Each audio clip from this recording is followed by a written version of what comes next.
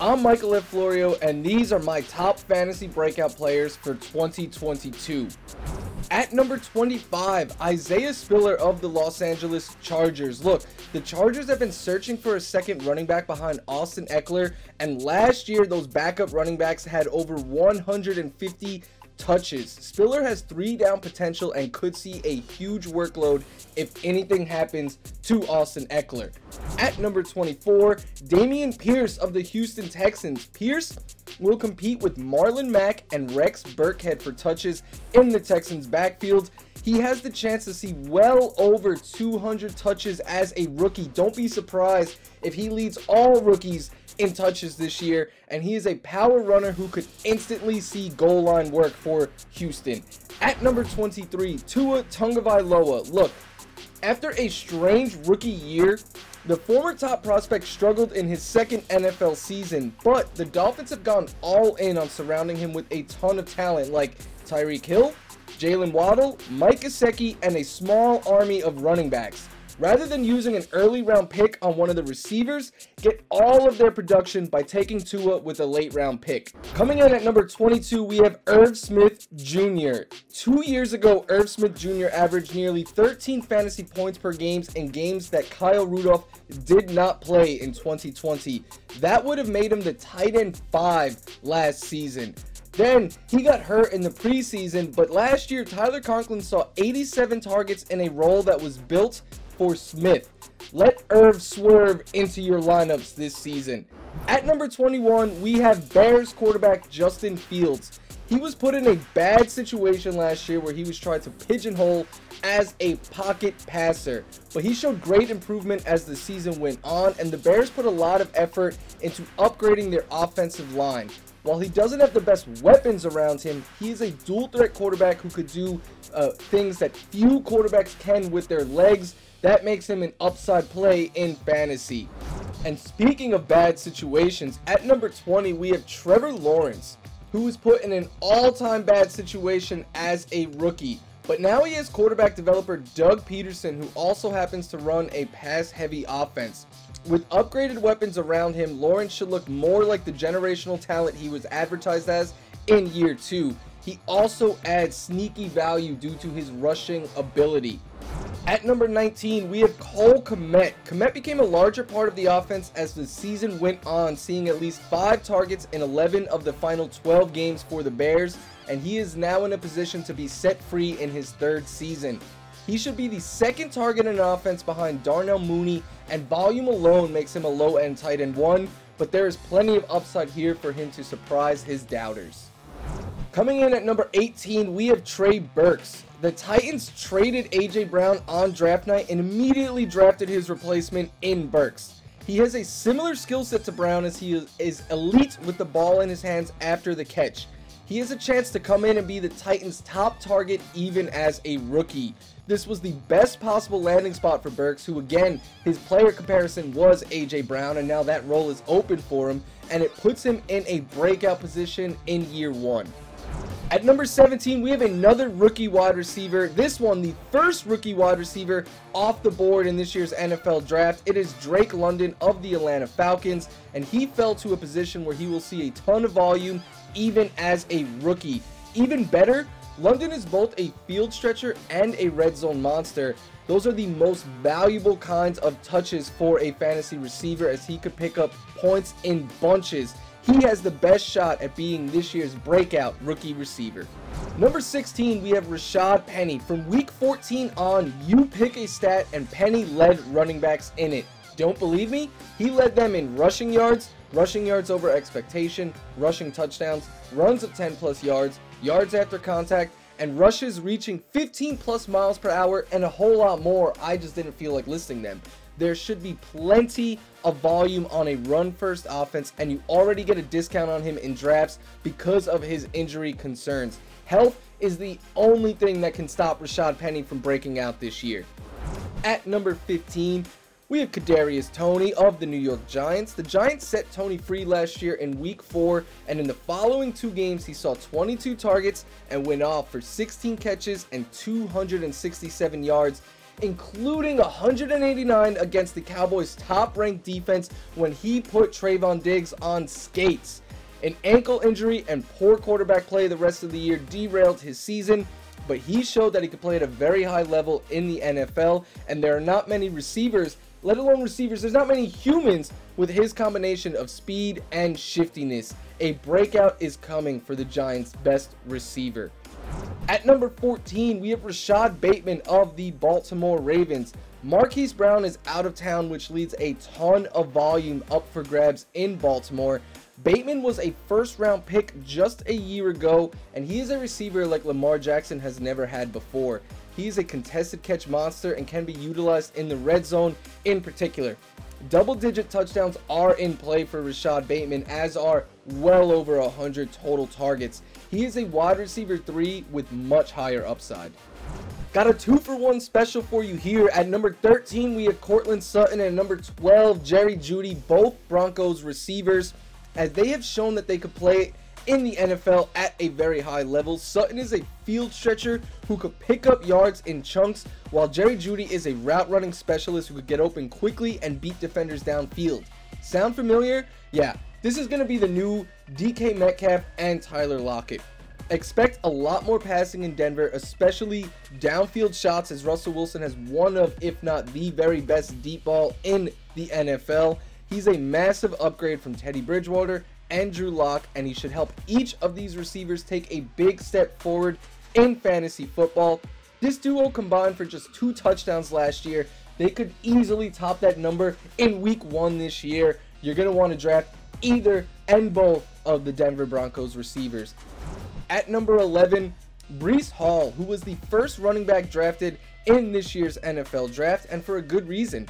Next Gen Stats has this really cool tool where they factor in athletic testing, college production, and strength of opponent, and then they give each prospect a grade.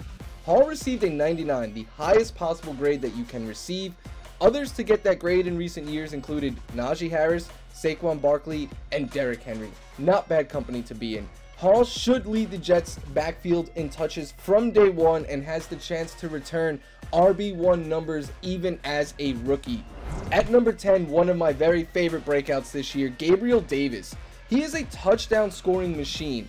On 125 career regular season targets, he's already scored 13 times, and then you add in that he scored 5 touchdowns on 13 targets in the playoffs last year. He is a field stretcher and a big red zone presence. It was head scratching why the Bills used Emmanuel Sanders over him last year, but in 2022, Davis should be the second target on a very pass-happy offense led by Josh Allen. There is plenty of reason to get excited about a big breakout season. At number 9, we have another second-year quarterback, this time in Trey Lance. Every year, the 49ers are towards the top of the league in passing yards that come after the catch, meaning that the quarterback is never asked to do too much. A young quarterback like Lance can come in and put up similar production like Jimmy Garoppolo has in recent years, but then you add in that he is an elite runner who could give you rushing production at a level of Lamar Jackson or Jalen Hurts, and you add in that he is a cannon of an arm and we could see even more deep throws in San Francisco now. Plus, he has a loaded cast of talent around him. Everything is in place for a massive fantasy season from Lance.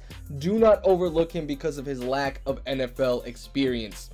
At number 8, we have a player that a lot of people were excited for last year, expecting a breakout, but then injuries robbed it from us before it even happened. I'm talking about Baltimore Ravens running back J.K. Dobbins. He thrived in a limited role as a rookie, averaging 6 yards per carry and showing that he could be used in the passing game. Like I said, he had a ton of hype last year until he tore his ACL, but that has washed away some of the excitement. You get him even cheaper this year, and while there are some concerns about how many targets he will see, he will easily be the lead back on the ground on a Ravens team that we know will run a bunch, especially after they revamp their offensive line this offseason. He has a path to RB1 production similar to Mark Ingram had in Lamar Jackson's MVP season. At number 7, another running back that was robbed from us last year before the season even started, Cam Akers of the Los Angeles Rams. Some like to look at Cam Akers' down production in the NFL playoffs and hold it against him. I like to look at it as a back who was 6 months removed from a torn Achilles, the worst injury you could suffer, and he was able to average 17 carries per game while also being utilized in the passing game when it mattered most for the Rams. Then they let Sony Michel walk. Sean McVay and the Rams clearly trust Cam Akers as the lead back here, and that is a spot that comes with a ton of volume. And the best part is you get him for cheaper than you did last year because some people are still scared off by him. He is legit RB1 upside in this offense, and if he looks anything at all close to his old self. At number 6, we have scary Terry McLaurin. Say what you want about Carson Wentz, but he is the best quarterback that Terry McLaurin will have played with in his NFL career. Not only is he an upgrade in general, but he is a huge one specifically on targets of 20+ air yards, and we know that Terry McLaurin is going to get a bunch of those. His completion percentage, rating, and yards per attempt were all significantly better on those deep passes than Taylor Heineke's was last year. That bodes extremely well for Scary Terry, who saw 42% of Washington's air yards last year, the second most in the NFL. McLaurin has always had high expectations in fantasy because he is just an absurdly talented receiver, but poor quarterback play has left him more as a volatile wide receiver too.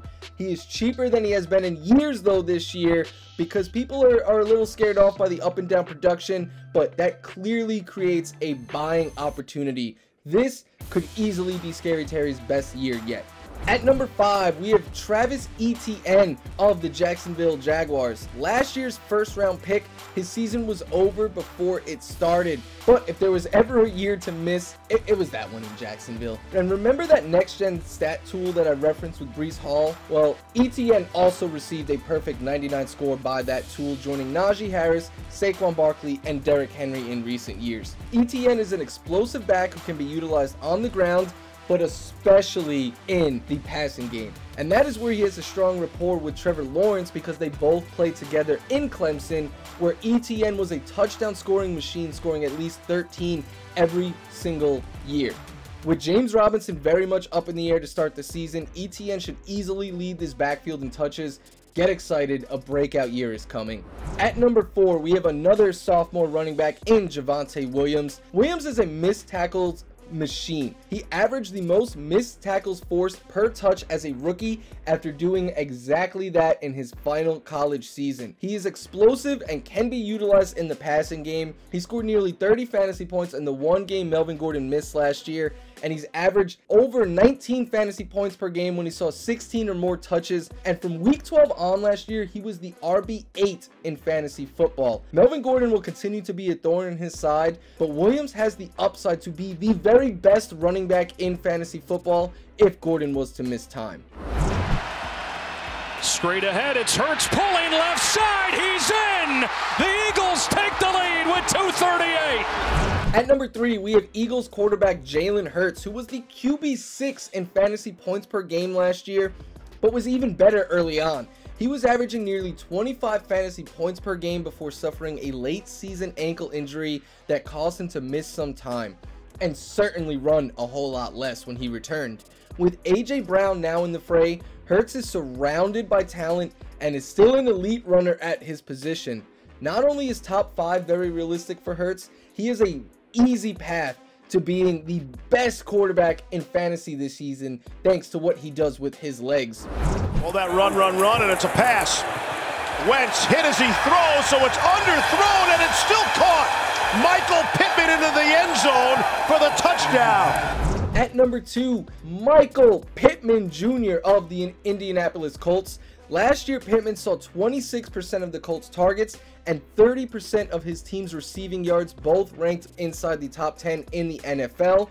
But now he is a clear quarterback upgrade with Matt Ryan, especially when you consider that Ryan threw 45% of his passes to a receiver lined up out wide, whereas Wentz was at just 39%. Why does that help Michael Pittman? Well, he lined up 81% of his routes outside. He can win downfield. He is a contested catch monster, and with a better quarterback this year, he should be valued as a top 15 wide receiver with wide receiver 1 upside.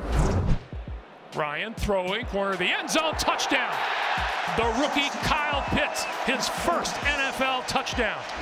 At number 1, we have the best rookie tight end in years, Kyle Pitts. Pitts was the first rookie tight end to finish with over 60 catches and 1,000 yards in their first season. He had the second most receiving yards ever by a rookie tight end, behind only Mike Ditka, and the 4th most fantasy points by a rookie tight end. But it could have been even better, as he was one of just 3 players with 100 or more targets and 1 touchdown or fewer. Players with that many targets averaged 7 touchdowns last year, which would have made Pitts a top 3 tight end as a rookie. A player with his size and capability though, yeah, I would say he has the potential to score double-digit touchdowns in a season if things break right for him. And are you worried about his quarterback? I don't think you should. Marcus Mariota lifted Delanie Walker to be a top 5 tight end in 3 consecutive seasons. Pitts should see huge volume as the Falcons' top target, and he has a strong chance to be the best, not just the best second-year tight end, the best tight end in fantasy football this year. So make sure to target him in the 3rd round of your drafts. Those